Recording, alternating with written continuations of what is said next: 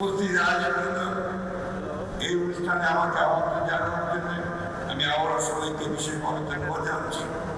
আপনারা বিশেষ করে ইসলামিক ফাউন্ডেশন দীর্ঘদিন ধরে দেশের ধর্মীয় শিক্ষা, ইসলামিক সংস্কৃতি, গবেষণা, প্রকাশনা, মসজিদ ভিত্তিক কার্যক্রম, ধর্মীয় মূল্য বিকাশে গুরুত্বপূর্ণ ভূমিকা পালন করে আসছে।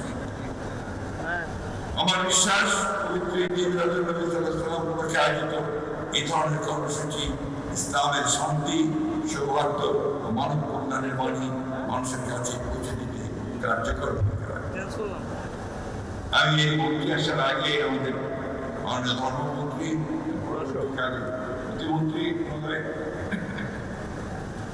ইসলামিক ফাউন্ডেশন এবং বাইতুল মুকাররমের সম্প্রসারণ, উন্নয়ন এই বিষয়ে কথা বলেছেন।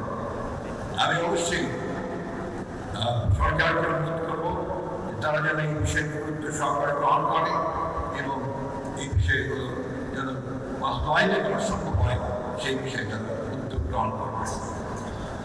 পরিশেষে পবিত্র ঈদ মিলাদুন নবী সাল্লাল্লাহু আলাইহি ওয়াসাল্লামের এই মহিমান্বিত দিবস উপলক্ষে আমি সকলের প্রতি আহ্বান জানাই, আসুন আমরা মহানবী হযরত মুহাম্মদ সাল্লাল্লাহু আলাইহি ওয়াসাল্লামের সত্য, ন্যায়, সততা, সহিষ্ণুতা, ক্ষমা, মানব প্রেমের মহান আদর্শে নিজেদের জীবন ধারণ করে। ধর্মের নামে বিভেদ বৈষম্য নয়, ইসলামের শক্তি ও মানবতার বাণী ছড়িয়ে দেই। মহান আল্লাহ আমাদেরকে সকলকে প্রিয় নবী হযরত মুহাম্মদ সাল্লাল্লাহু আলাইহি ওয়াসাল্লামের জীবন আদর্শ অনুসরণ করার তৌফিক দান করুন। আমাদের দেশ ও জাতিকে সকল অনিষ্ট, বিভেদ, অশান্তি থেকে রক্ষা করুন। বাংলাদেশকে শান্তি, ন্যায়, সাম্য, সম্প্রীতি ও সমৃদ্ধির পথে এগিয়ে নিয়ে যান।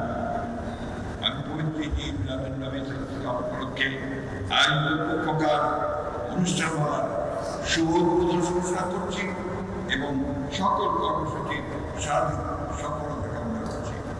মহান আল্লাহ আমাদের সহায় হন।